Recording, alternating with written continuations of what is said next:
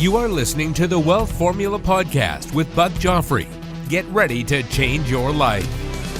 Welcome, everybody. This is Buck Joffrey with the Wealth Formula Podcast, coming to you from Montecito, California. And today I'd like to start out by reminding you that there is a website associated with this podcast at wealthformula.com. That is where you have access to an abundance of resources, including free downloads, free books, free stuff left and right, webinars, etc.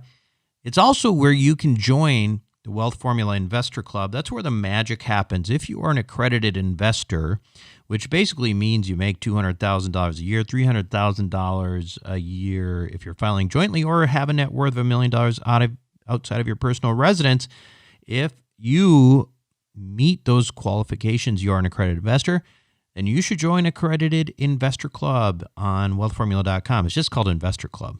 But that's where the magic happens. That's where you take a lot of these concepts that we talk about on this show and we turn them into something beautiful and something that is reality. So don't be a groupie.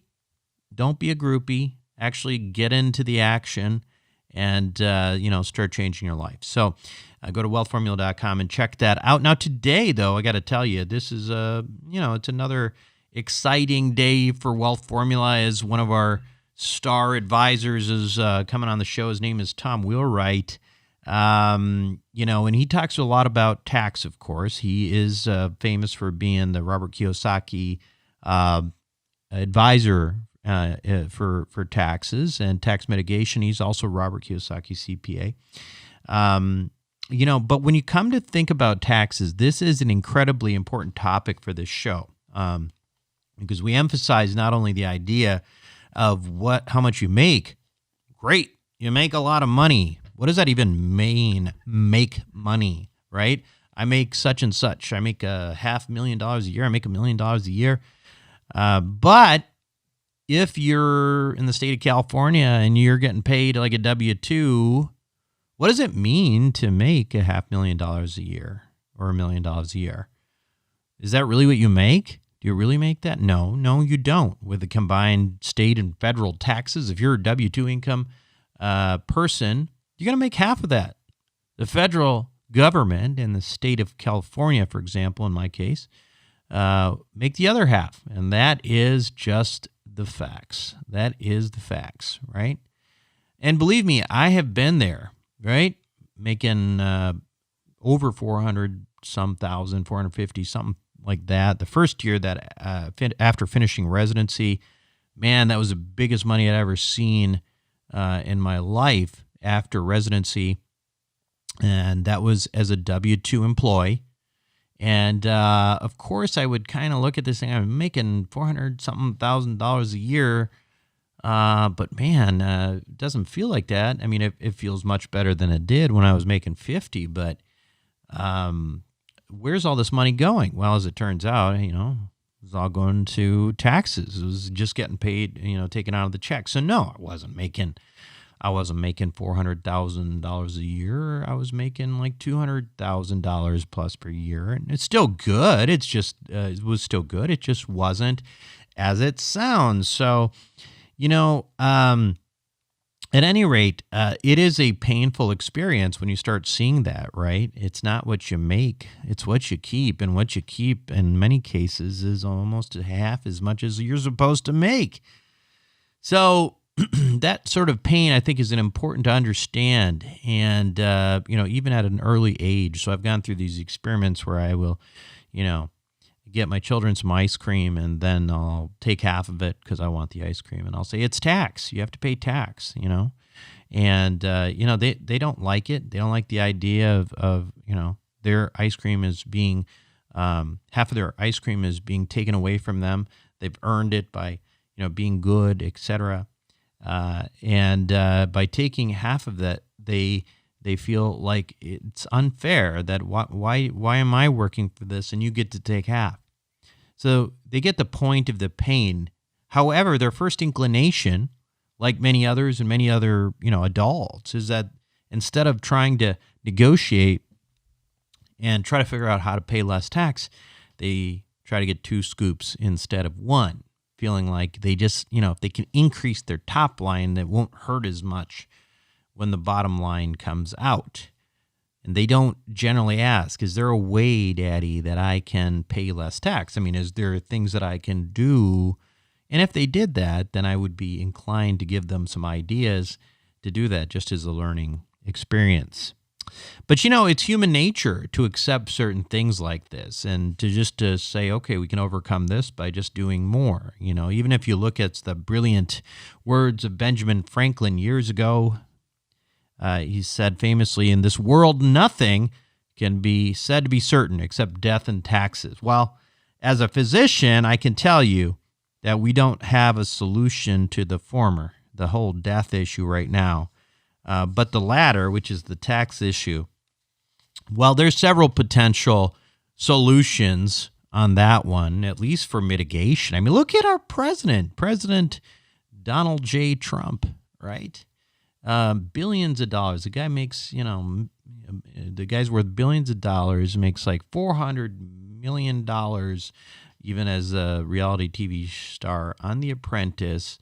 And, well, guess what? He paid $750 in taxes during that period of time.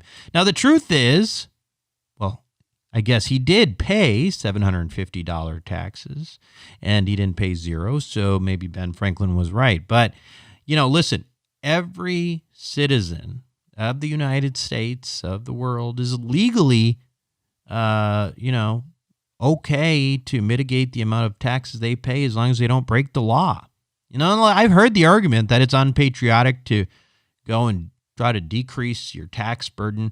However, understand that the tax law needs to be seen in a different light, right? It needs to be seen as legislation, as a series of incentives.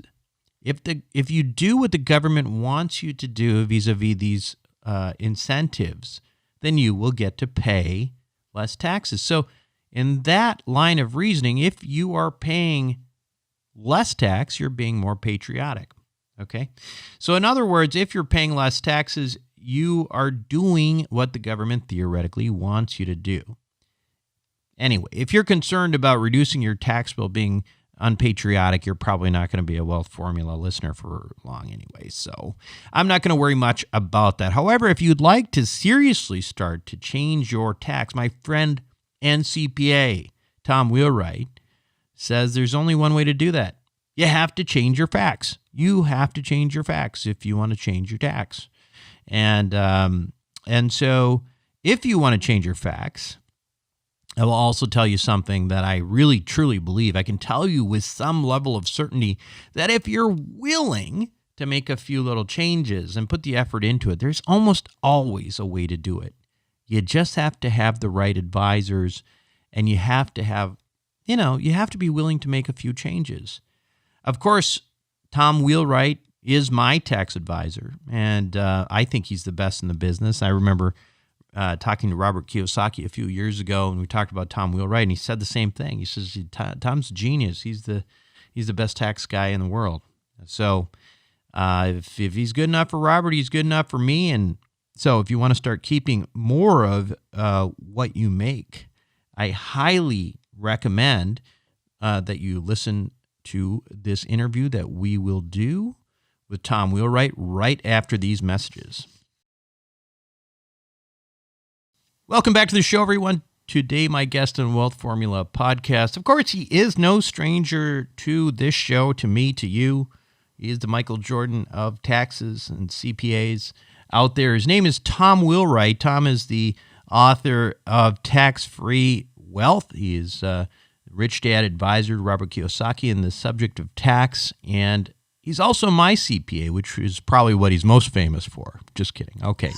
For sure. All right. But always a pleasure. Tom, I have to tell you, it is really always a pleasure. I have so much respect for you, and, you're just an all-around good guy with great ethics on top of being super-duper smart.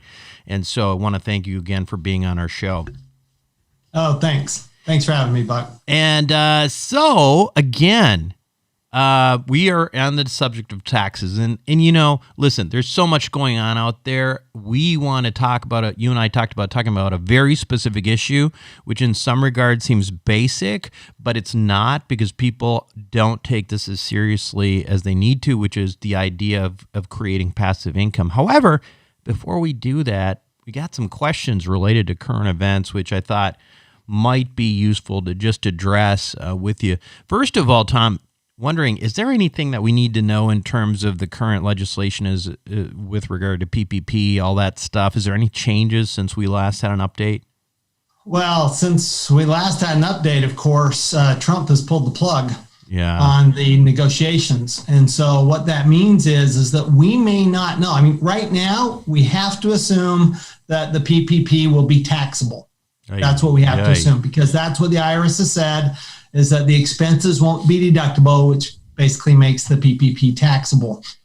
We have to assume that. The House and the Senate both seem to want it to be non-taxable, but until they get a bill or get their act together, that's not going to happen. The good news is we don't really have to know until the middle of next year, because you really don't have to. You have until September to file your business tax return of this year's tax return next year. So you've got a little time.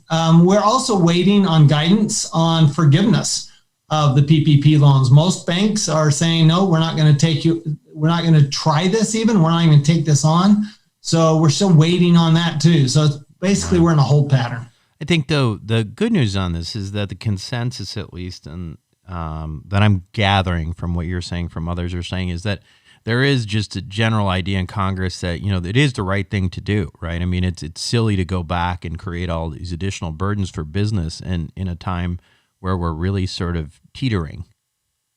Well, that's what Congress says. But now the administration, of course, some of it may depend on who wins the election. Yeah, I think a Biden win is more likely to favor forgiveness. I'm not forgiveness, but actually favor non-taxable PPP loans than a Trump win, because Trump has said he thinks it should be taxable. So the administration is saying we think it should be taxable, and the Congress is saying we think it shouldn't.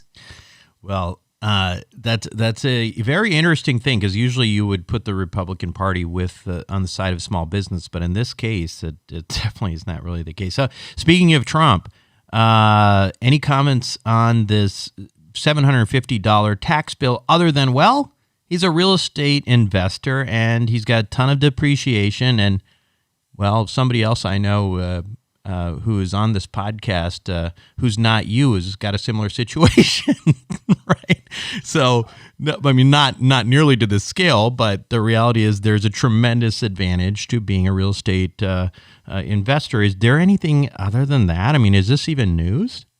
To me, the question is, why'd you pay $750 in tax? I mean, you paid too much. He needs a new CPA. I mean, seriously. I'm going, what's going on here? My guess is if he paid $750, that there was some other tax on there, some kind of tax that wasn't income tax, and that's why he paid $750. Because your income tax return shows self-employment tax and Medicare tax, and it shows a bunch of other taxes. So my guess is, because it was 2 years and exactly $750, it was probably some other tax as opposed to purely income tax. It's, to me, to most CPAs, this is not news. This is like, well, yeah, of course. He's got, first of all, he's got a bunch of real estate, but even bigger than that is he's got a bunch of debt.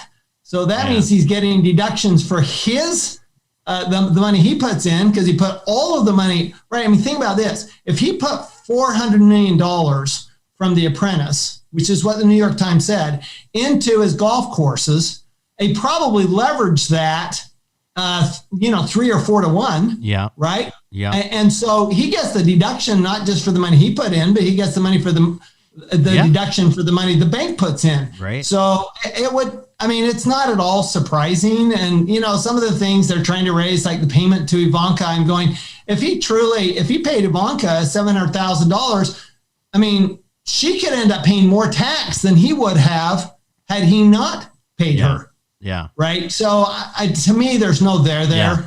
Yeah, exactly. And that's kind of the interesting thing for us in our world. We kind of live in this sort of unique spot where we don't, the old saying, Tom, about the things that are guarantees in life, right? Death and taxes. And we're on the side that says, wait, I don't think taxes are necessarily guarantee in life. I mean, certain levels are, but you can mitigate, you can certainly potentially, as we've seen, with real estate investors, typically, it's very possible to eliminate at least the federal side. So, not only that, but Buck, consider that not only can you eliminate them now. I mean, typically the question is, who's paying the tax, right? Not is tax being paid. I mean, like if Trump pays an employee, the employee's paying the tax. Yep. Right. Or the question is, when do you pay the tax? Do you pay the tax now or do you pay it later? That's what happens in a 401k, for example, or a lot of real estate. But the thing about real estate is you can actually set it up so that you never pay tax. And real estate is pretty much the only area you can do that. Yeah, absolutely. Okay, one last question, then we're going to move on to the meat of this interview, which is, okay, so getting back to this idea, now the election is just, 3 weeks away, something like that.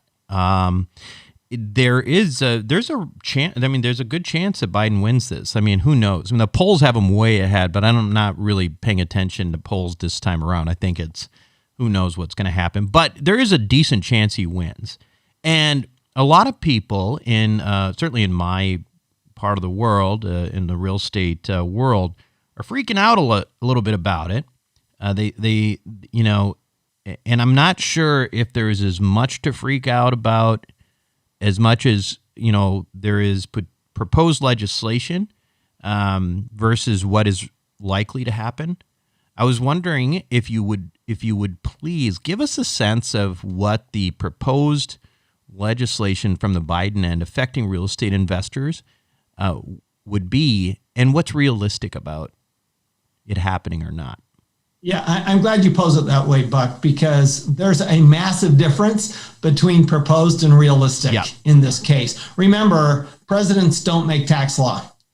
Congress makes tax law. Okay, so all the president does is sign it or not sign it. That's really the only impact the president has. Yep. Right? They can propose it, but the reality is it's the House and the Senate that determine whether there's a change in tax law. So I would say, he's proposing raising rates, capital gains rates over $1 million. He's proposing raising income tax rates over $400,000. He's proposing taking off the cap on Social Security over $400,000. He's talking about drastically reducing the estate tax exclusion from its current $11+ million to $3.5 million. He's talking about an increase in corporate tax rates from 21% to 28%. So when he says, by the way, when he or Kamala Harris say in their debates that they're gonna repeal the Trump Tax Act day one, first of all, they have no authority to do that. So that's baloney. Right. Okay. Second of all, they don't really mean that. Because as Mike Pence, as Vice President Pence really pressed Harris last night in the debate, he goes, wait a minute, you're saying you're going to roll it back, but then you're saying you're not going to raise taxes on people under $400,000. Which is it? Right. Because if you rolled it back all the way, you would raise taxes because everybody got a tax break in the 2017 Act. So either they are they aren't. My guess is they're not rolling it all the way back because Biden's already said he's not going to go to a 35% corporate tax rate. He wants a 28%. Well, that's not rolling it back. Okay. Right. That's not completely, going back to the way it was before. The other thing he's not proposing getting rid of the qualified business income deduction, the 20% pass-through deduction, unless you're over 400,000. Mm-hmm. If you're under 400,000, he wants to keep it. He's not proposing, there's actually a lot of changes he's not proposing even, right? So let's talk about for a second what's likely, okay? What's likely is rates will go up, okay? That's likely. And when I'm talking about rates, I mean rates on high income, Okay, rates over 400,000. Rates on, and he'll add a couple of different levels. So my guess is he'll add a rate over $1 million and maybe a rate over $5 million, like Hillary Clinton had proposed. My guess is he will get the capital gains rate increase. The question is, what I don't think he'll get though, is a increase on capital gains from business and real estate. Okay, so capital gains, remember there's two different types of capital gains. There's business and real estate capital gains, and there's stock capital gains. I think where he'll end up is just stock capital gains. Very much like the carried interest rules only apply to stock capital gains. They don't apply to business and real estate capital gains. Can you elaborate on that? Because I don't think a lot of people really know the difference between capital gains that in real estate versus stock and sort of the implications of what you just said. Yeah, so it's actually a really big implication when you think about it. And here's why. Because let me pause for a moment here and just let everybody know that Tom is also doing a little whiteboard here. So those of you who are listening and would like to sort of go back and potentially rewatch this, you can go to YouTube, and we have a Wealth Formula channel on YouTube, and watch this there as well, because there may be some things that are really important here that you may want to go back and look at. But sorry, go ahead, Tom. Yeah, for sure. And I'll do my best to explain it verbally as well.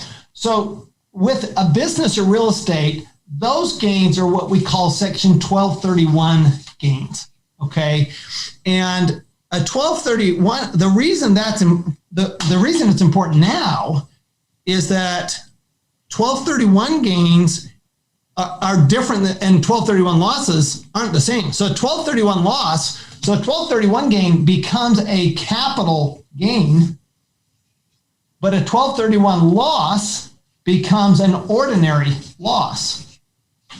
Interesting. Okay, so capital losses only offset $3,000 of income or capital gains, but a 1231 loss is an ordinary loss. A 1231 gain becomes a capital gain, but it becomes a capital gain. It doesn't start out as a capital gain. It starts out as a 1231 gain, and then basically, if there's a net gain, then it's taxed at capital gains rates as a long-term capital gain. So that's why the 1231 is important. When the IRS wrote the carried interest regulations, they wrote them to only apply to pure capital gains and specifically exempted 1231 gains. Okay, and so that's why I say that when Biden says he's going to tax capital gains, it may just be stock market capital gains. It may be. We don't know, but it may be. Now, those are things that are likely to happen. What's not likely to happen? Oh, one other thing. This is important for real estate investors. Eliminating bonus depreciation on real estate, on used property and real estate, likely in my mind. That is actually a really easy. We're the only country in the world that allows bonus depreciation on used real estate. And in fact, we're really one of the few countries in the world that allows any depreciation on used real estate. So from a pure policy standpoint, really easy to get rid of bonus depreciation on real estate. That being said, all he'd do is go back to the rules pre-Trump, which is the 5-year, 15-year, 27.5, 39-year categorizations. And even before bonus depreciation, of course, many of my clients who were real estate investors paid zero tax. So, and remember, Trump's tax returns that the New York Times reviewed are pre-2018. So those zero amounts weren't based on bonus depreciation. Yeah. Those zero amounts were based on the normal depreciation rates. They're even more zero now, Tom. That's what I would probably guess. Yeah, that's really what it is, and that's really all it is. So let me ask you a question on that, because the bonus depreciation issue comes up a lot in our accredited investor group, where we always do these cost segregation analyses on the properties that we acquire and pass along bonus. We're able to take those 5 years, roll them up into one, and then pass them on to investors. So that has been something that people have enjoyed. If this expires, when do you think Is that something that becomes effective? Like if Biden's elected and takes office in January of next year, do you think this becomes legislation that's likely to affect 2021? In other words, there probably will be no bonus depreciation in 2021? So here's how tax legislation works, timing-wise. Yeah. Okay.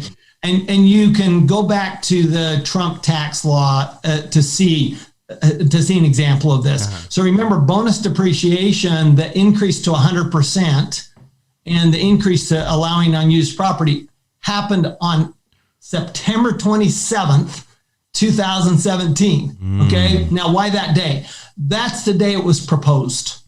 That's the day it was first proposed. So until it's first proposed in legislation, it's just rhetoric. Okay. So here's the question.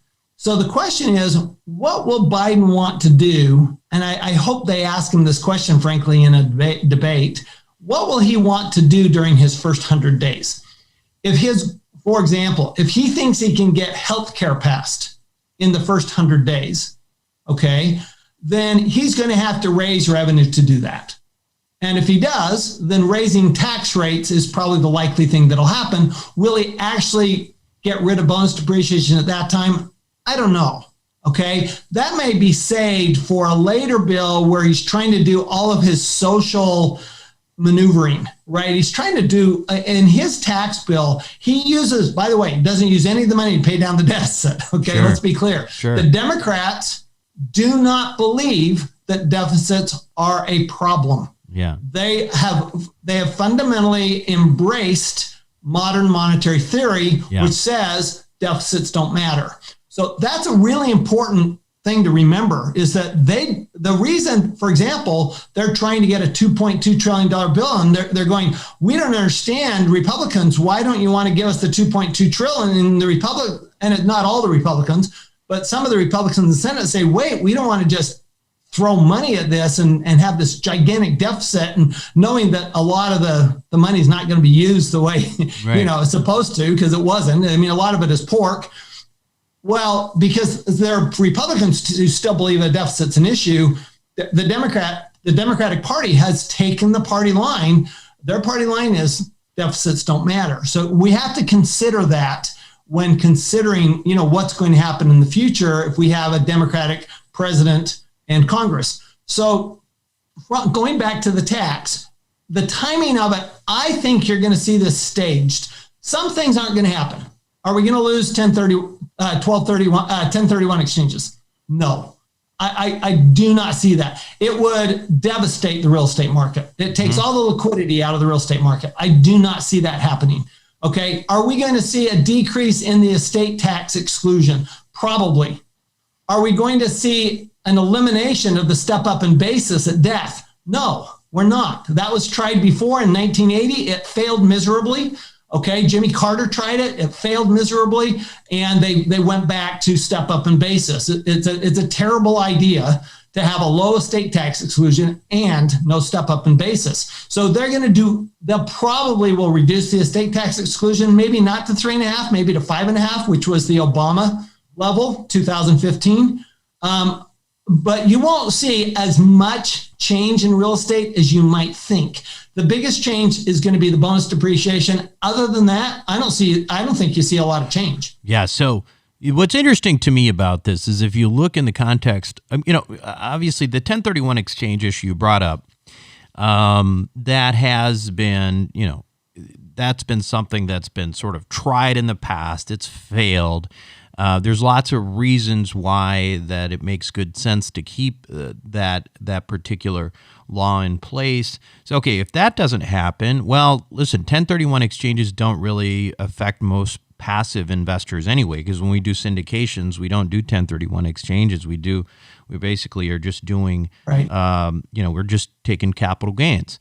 Where it does affect our investors is this ability to potentially sort of ride this golden hamster wheel by taking their gains and then rolling it into something else and getting bonus depreciation. So to me, the bonus depreciation is pretty much the only thing that limited partners in real estate really need to, that's probably the big thing that's going to change for them. Is that fair?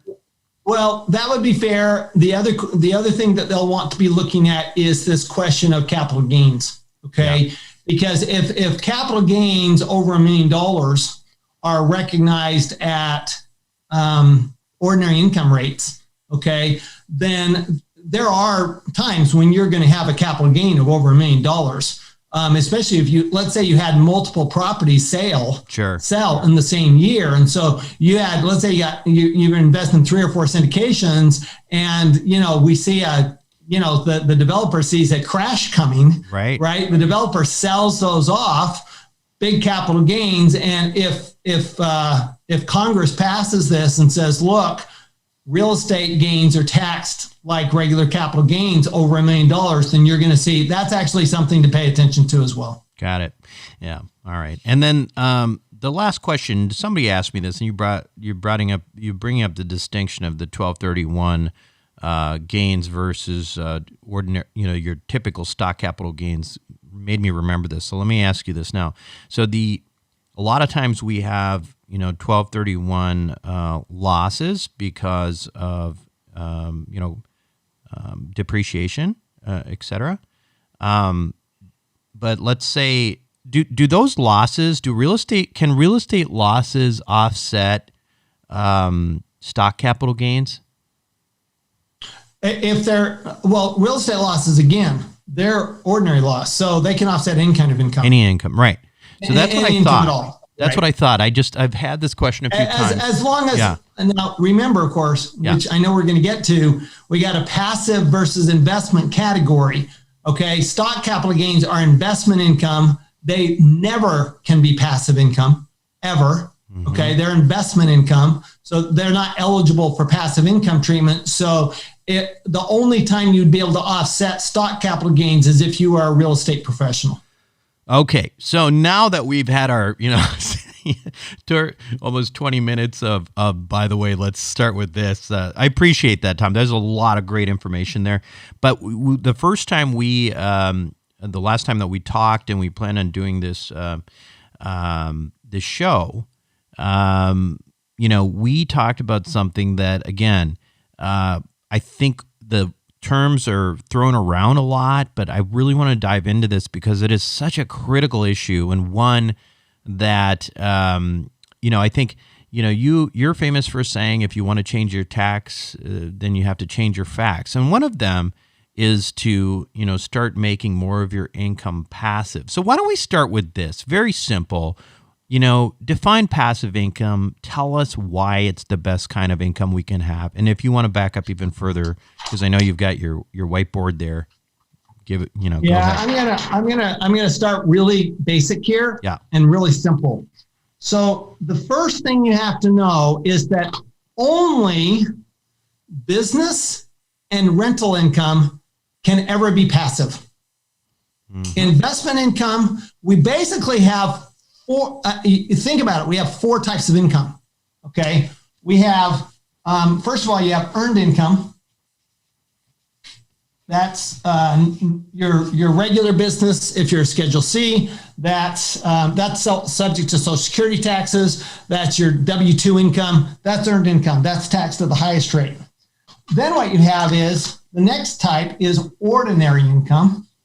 And ordinary income actually has to be broken down into 2 types of income. One is business income, which is ordinary income, and one is non-business income. For example, income from a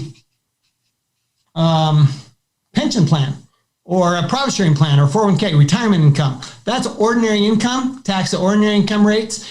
It's never business income. Okay. Mm-hmm. So then we have what we call investment income.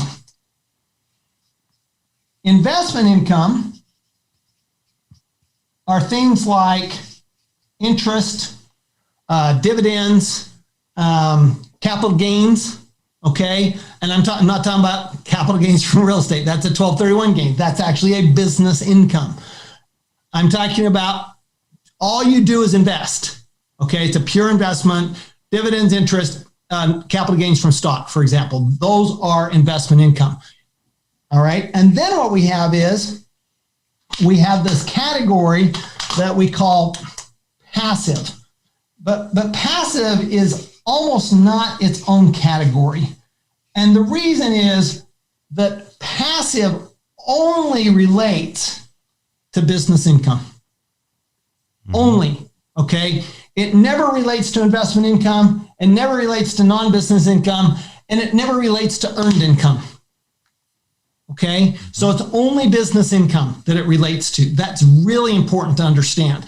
And rental real estate is a business for these purposes. Okay.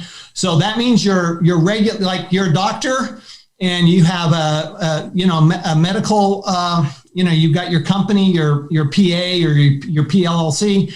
That income is going to be business income. You have income, you're a dentist or you're a or you're a manufacturer or you're an online retailer. I mean, these are all business incomes. Okay, so you're in a trade or business.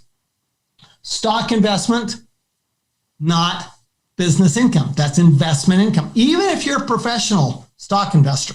Okay, so even if you're a professional stock trader. Okay, so now that you've got that piece, now you can go to the next piece.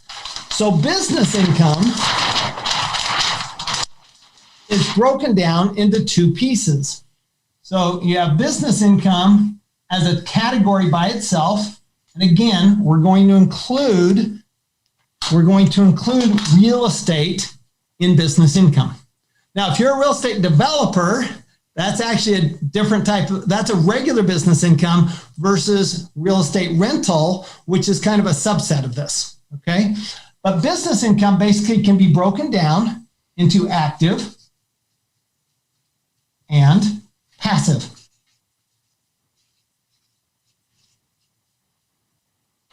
If all you have is income from all of your businesses, this is a distinction that has no implications at all. Okay. The only implications is when you have a passive loss.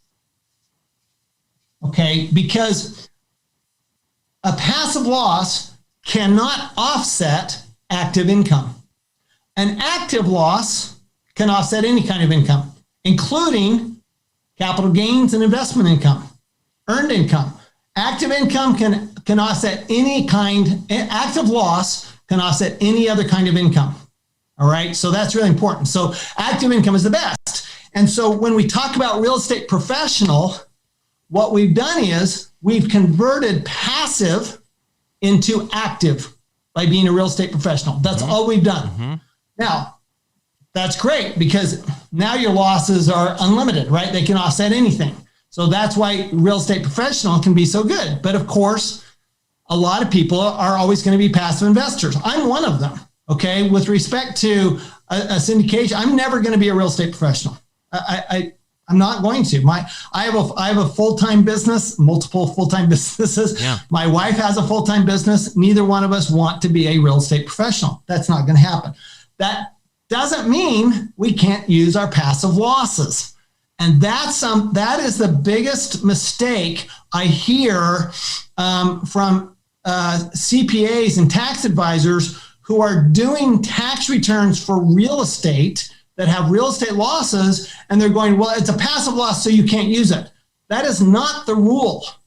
But that's not the rule. The rule is a passive loss can only offset passive income. That's right. So think of it like capital losses. Capital losses can only offset capital gains. Passive losses can only offset passive income. It's a bucket. Yeah, and just to your point, let me interrupt for a moment because we have, my listeners who've become your clients. We have people out there, or of you or Wealthability in general, who've had substantial passive income and didn't even know it because their CPAs didn't tell them. They've had ancillary medical services like surgery centers, infusion centers, dialysis, whatever, making hundreds of thousands, in some cases millions of dollars, where it has been clearly it's passive, right? But their CPAs have not given them that knowledge And the significance of this is, as you mentioned, if you've got all this passive income, you have a real opportunity, at least until this bonus depreciation thing goes away, to really knock out a lot of it through passive investments in real estate, where your these huge losses are flowing through K1s. They don't just get suspended. You can actually use them. Is that right? Right. So here's what happened to a passive loss. If you have no passive income, what happens to a passive loss is it gets carried over forever. Okay. So you never lose it until the property is sold. When the property is sold, all those passive losses are freed up.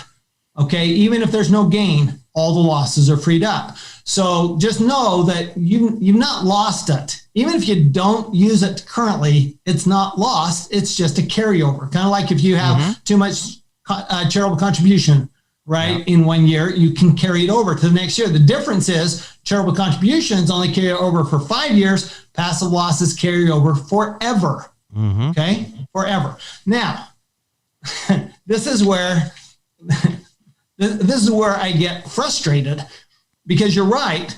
There are a lot of people have multiple businesses, and the rules for what's passive and active, they're not simple.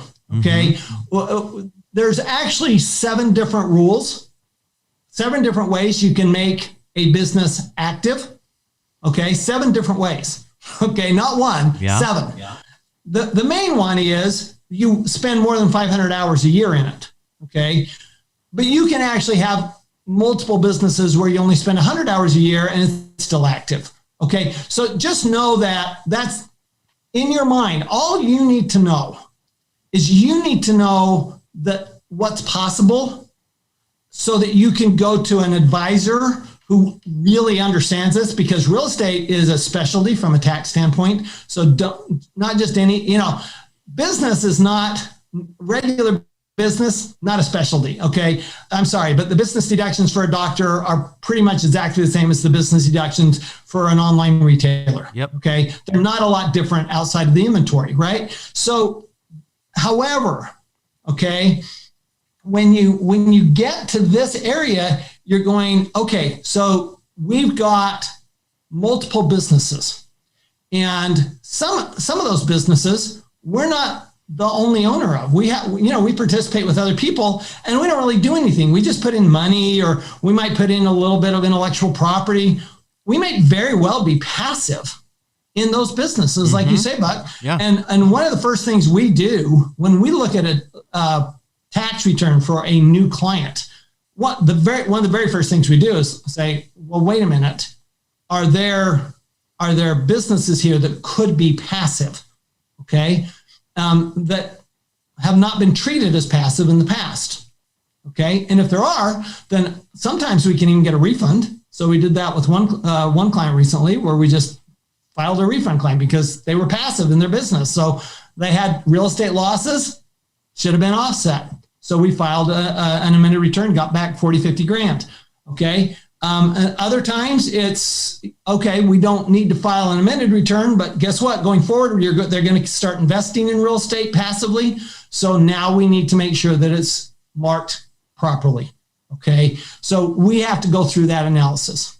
Now, let's say that, okay, we got that taken care of. Now let's say we've got active business income and we've still got losses that we're not being able to use. Now what do? It's not that hard. Losses meaning from other sources outside of a business? Passive losses. Yep. We have passive losses, like from real estate. From real estate, right. But we don't have passive income. Right. Okay. So the question is, passive losses can only offset passive income. And if that's the case, one of the ways to fix that is, well, become a real estate professional, or your spouse becomes a real estate professional, and that does cure that. Okay. But there's another solution that unfortunately, most tax advisors never explore. And that's the idea of converting or changing the nature of your active income and actually converting it to passive income. Yeah. And because if you can change the nature of your income and you're going, wait a minute, I have to work in the business. Yeah. Okay, by the way, let me just emphasize this. If you get nothing else out of this show today, this is what Tom and I really want to pound into you, because this is where this really could be really life-changing for you in terms of your economics. So pay attention to this. It is something that everybody should listen to and very closely, because I don't care what you do for a living, how you're making money, but there's a possibility that you could be structuring things a little bit differently here to save some money. So Tom, go ahead with that. Okay.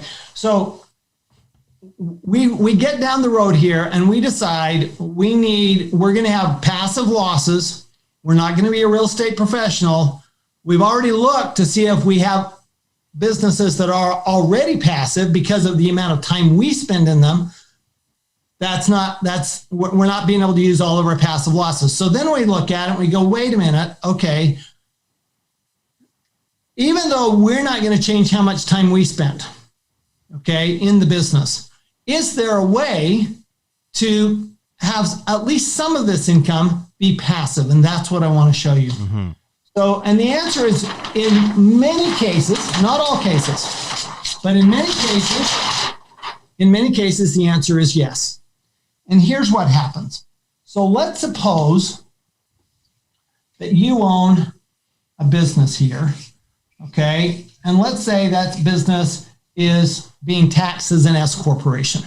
That's a flow-through business, meaning the income is being taxed to you. It's not being taxed to the business. It's not a corporation. It's not a regular corporation. So you're paying tax personally on that income. This would normally be, this is your regular business. Let's say it's your practice, for example.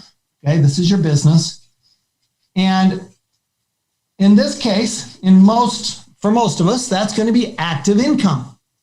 Now, let's say you've been listening to Buck's podcast for the last several years, and you go, wait a minute, what we want to do over here is we're going to have same taxpayer, and we're going to have some real estate, right? And I'm going to draw this, by the way, when I draw diagrams, they're always the same. From the standpoint that a triangle is always a partnership, and a square is always a corporation, and a circle is always an individual. It's just helpful to know when you're going back to reference this. If you're watching this on video, I'm drawing this. And so you'll see that I've got these are LLCs, and so that's what these are. And you've got property 1, property 2, say, and property 3, or these are investments. They can be passive investments. That's fine. This is your holding company right here up above, which is this is just a common ownership structure. Okay. Mm-hmm. You don't have to do it this way, but it's a common way to do it. Okay. Now right here, let's say that the business has positive income of $700,000. Okay. And then let's say, let's say this is Ivanka's business. She got paid $700,000 from the Trump companies. And then we have losses over here of, let's say, $300,000. Okay, so we have $300,000 of losses, and we have $700,000 of income. Well, if you don't do anything else, that $300,000 of loss is going to carry forward, and you're going to pay tax on $700,000 of income. Okay, you don't get to net the two because one's passive and one's active.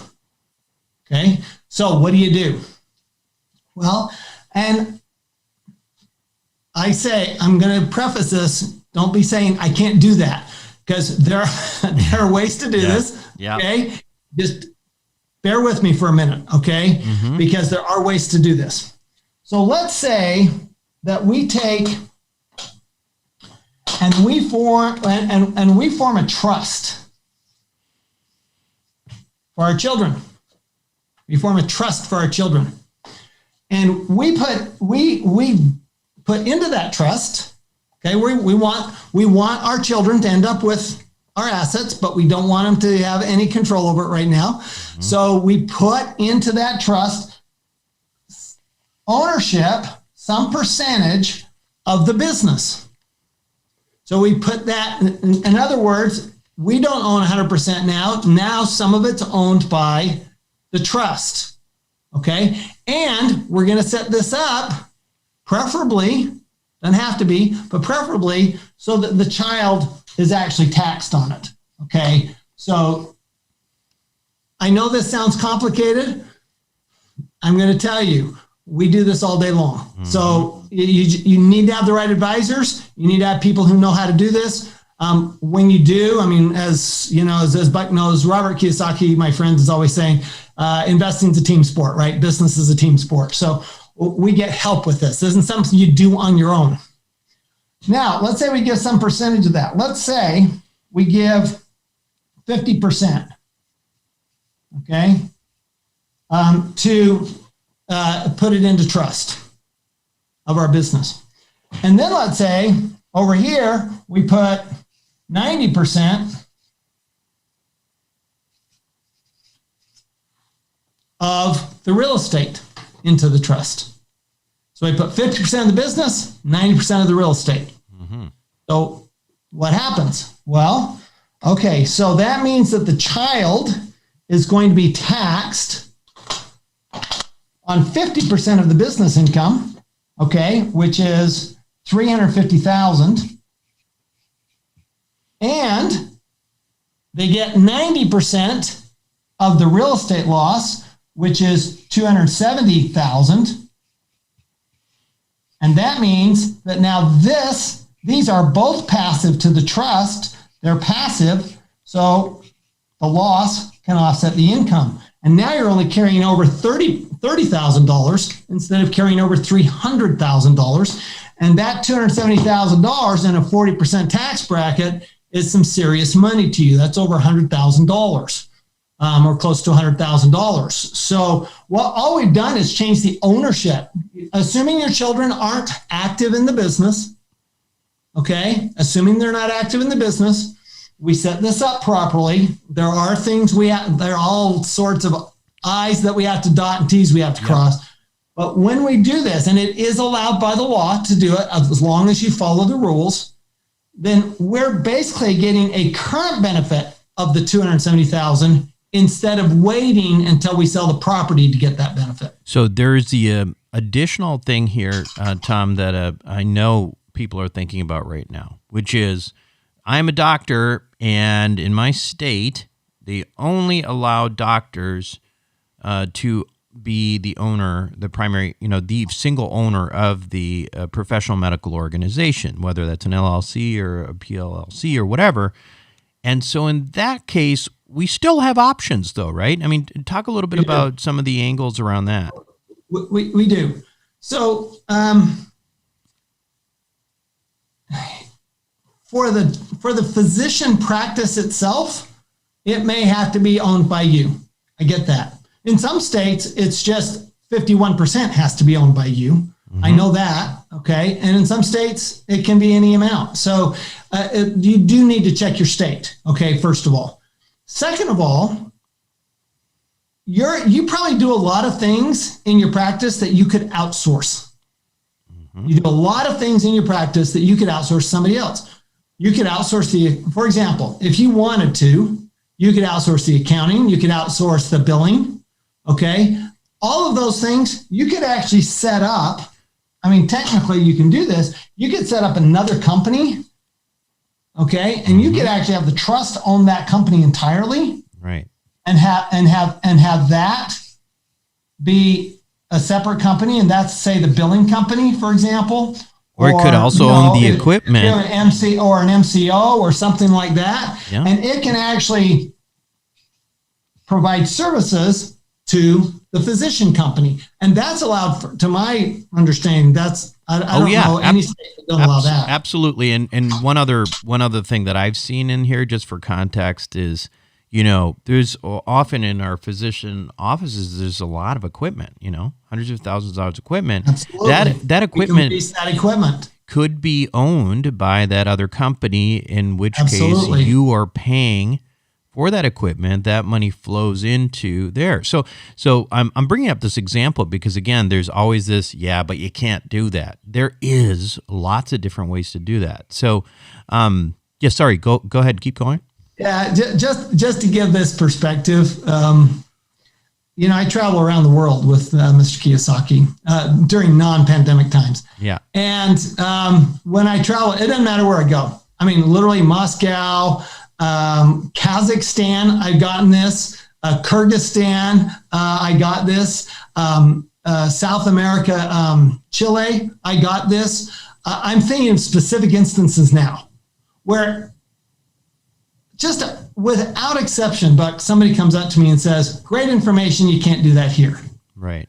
And really what they're saying is, if you say you can't do this here, what you're really saying is, I don't know how to do that here. Right.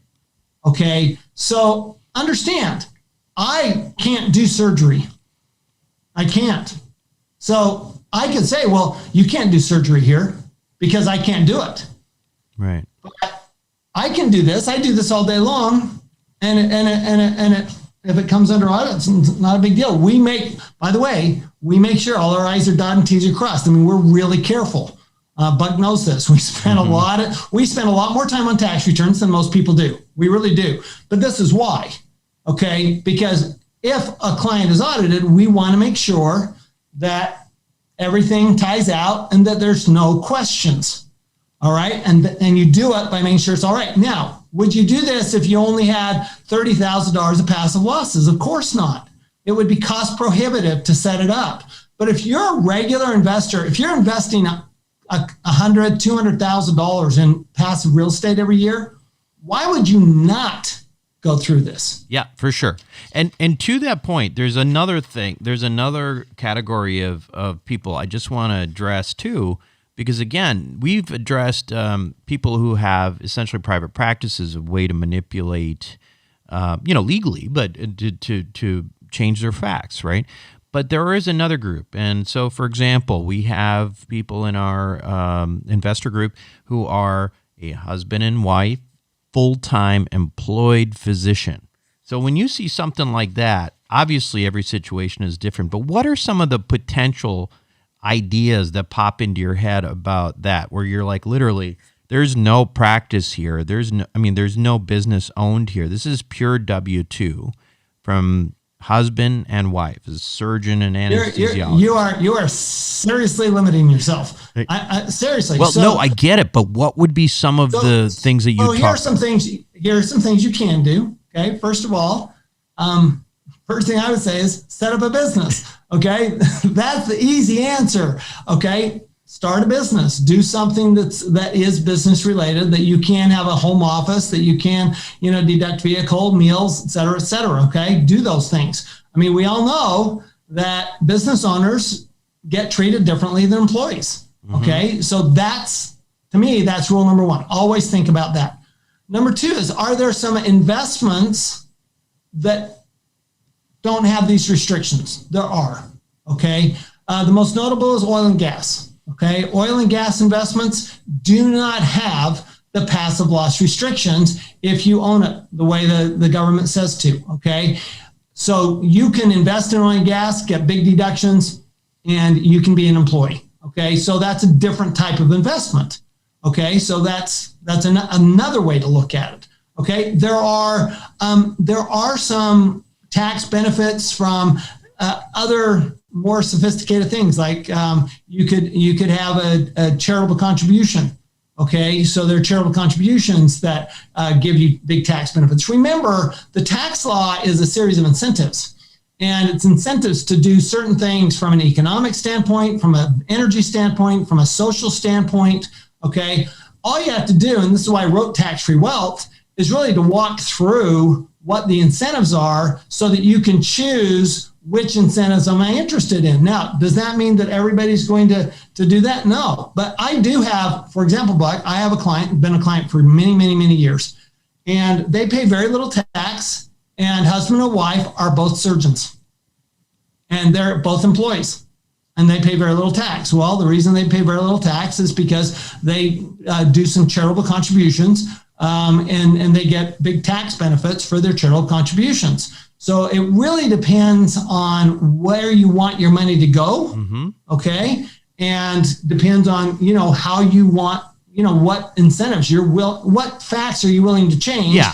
Our job is to tell you what facts you can change, and your job is to decide which facts you want. The part of what I was sort of getting at there too, Tom, was that, even in a situation where you've got, say you've got a surgeon and an anesthesiologist. Okay, well, what if is there a way, have you looked at, I mean, I'm just thinking out loud about, okay, well, maybe if you're employed, is there a way that you can become an independent contractor instead of being employed, and have, your salary or whatever you're getting paid, get paid to your business instead of to you directly as a W-2. So those kinds of things, I think a lot of people get trapped and they don't even explore those ideas, right? And that's kind of, do you see that a lot? I do. There's kind of a line that you go down, right? And so for me, okay, if I'm doing your tax return, I have to sign under penalties of perjury that return is complete and accurate to the best of my knowledge. Yeah. So I cannot sign a return that takes a position that I feel does not have a reasonable chance of winning in court. Okay. Sure. So if I looked at that situation, it depends on the situation. So I'm not saying never, right? But if I looked at a situation where I'm a W-2 and now I'm just getting that as an independent contractor, and now I give that an ownership of that business to my child, I might have a challenge with that one. Okay. Yeah. So it would depend on the facts and circumstances, right? That's the thing. All tax law is dependent on facts, right? So, whatever we can do. I mean, let's say, for example, you're an anesthesiologist and you decide, wait a minute, I'm going to even employ my children. There's another way to do it. Just employ your children and let them, do some work for you and pay them. And they're taxed at a low rate, and and you get a tax deduction if you're an independent contractor, right? Or let's say that you become an independent contractor and you go, hey, I kind of like being an independent contractor. I'm going to be an independent contractor for multiple hospitals or multiple places, and then I can make more money, and maybe I can set this up so that I can get some of these tax benefits. But you make a really good point that a lot of times we actually hinder ourselves, or frankly, our advisors hinder us and say, you can't do that, okay? Where the real question should be, how can I do it? Right. Okay, that's a much better question. And your advisor, that's the question you should be asking your advisor. How can I do this? How can I take this deduction? How can I make this income passive? How can I get benefit for this deduction now? It's always, how can I? Not can I. So I'd stay away from the can I and get to the how can I. Yeah, and I would just say that if you have a CPA now and you ask these questions and the answer is, well, you just can't, then I think you need a new CPA. I really do. I'm not saying that, there's a definitive answer to every situation, but you want to have somebody who's actually working with you. It is critically important that you make this as active of a positioning in your life as you're making your investments, because your overall profit is not only what you're making from your investments and from work, but what you actually get to keep.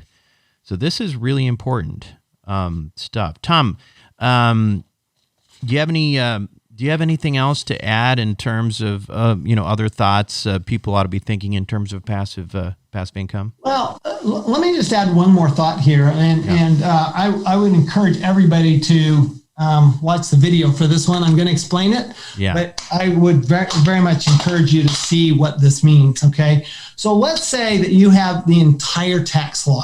Okay, and let's say that what I've drawn here, this goalpost, is the entire tax law.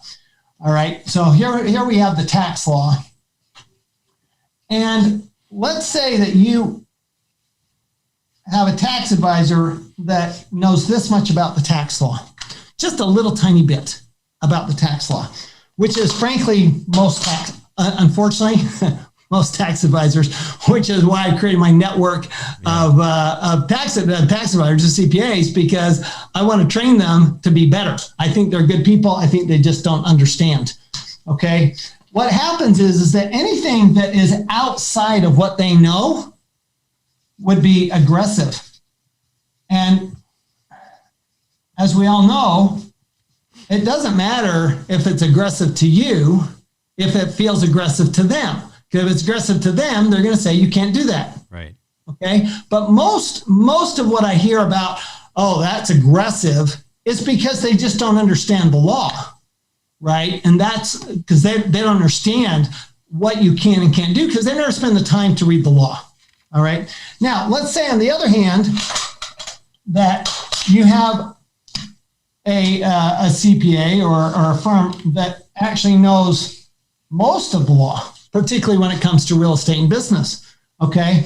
And that's what they know. Then what that means is everything that they know, everything they do that they know would be conservative, right? It would be conservative to them because they know how to do it.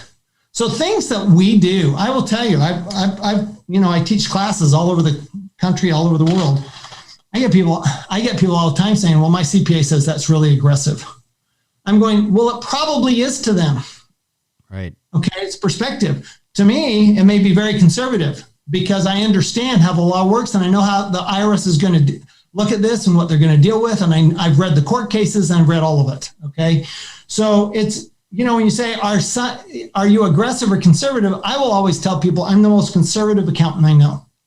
And that's because I will never do something that's outside of what I know. But if I don't know something, I'm going to learn it. And so if somebody tells me, well, by the way, there's another way to do this.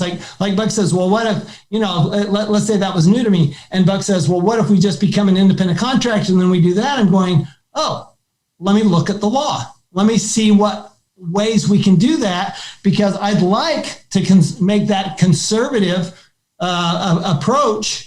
Okay. Because without knowing any different, I would say, well, that's aggressive. Most accountants say that's too aggressive. You can never do that. And I would just say, well, let me look at the law to see if I can make it conservative, to see if I can take that position and feel conservative about it. Because I will admit, my number one goal, Buck, is to never be anybody's girlfriend in prison. Yeah, right, sure. I'm not going to go to prison for you. Yeah. Buck knows that. We're very careful with his return. We're very careful with all returns. But that's a very important distinction when you're looking at things like this, because you're going to hear when you talk to your accountant. Now, this is important because when you talk to your accountant, some of them will say, what? I don't understand. Okay, then you need to say next. Okay. Or some are going to say, you can't do that. And then you're going to say next. Okay. But someone will say, oh, I never thought about that before. Maybe you could do that.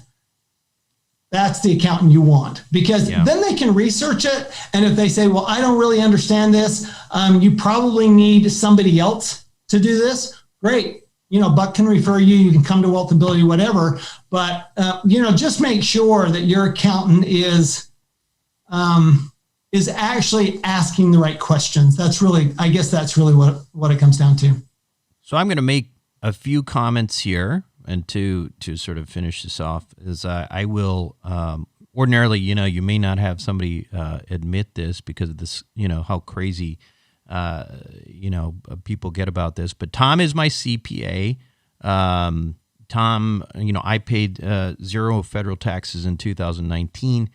I made quite a bit of money, and that's a fact. And I'm not worried about it because everything we did was legal, because Tom doesn't want to end up in the big house and, have his other paranoias come to life.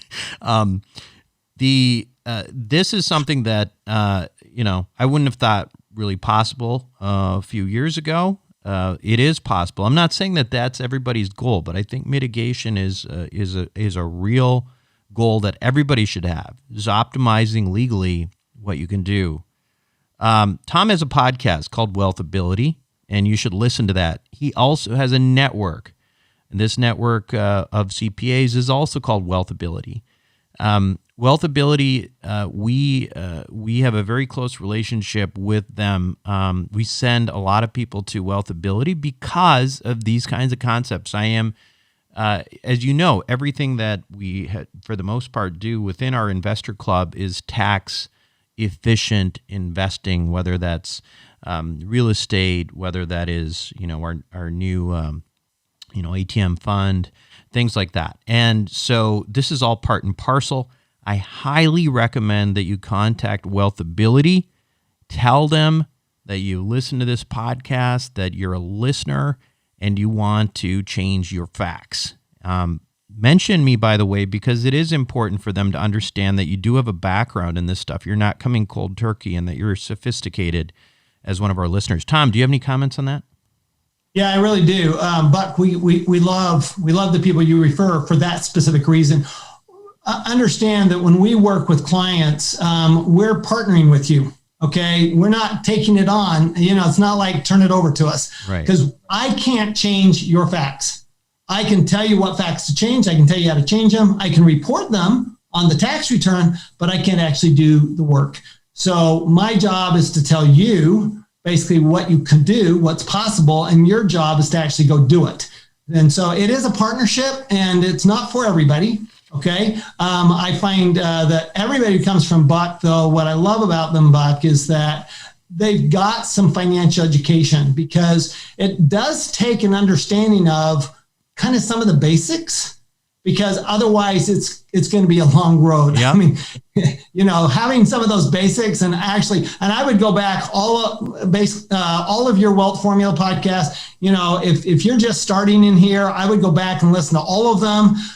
Buck's a great educator. He gets great guests on his platform. And we love the clients that come from Buck, because we know they're going to be educated. They have a really sound base of financial literacy. And they'll ask lots of questions, and they will, for sure. And these CPAs are not the type who are just going to say you can't do that and you're being, overly aggressive, et cetera. We're really about trying to turn this into a fluid partnership, which is really, I think, the ultimate goal, and why I like Tom's group so much.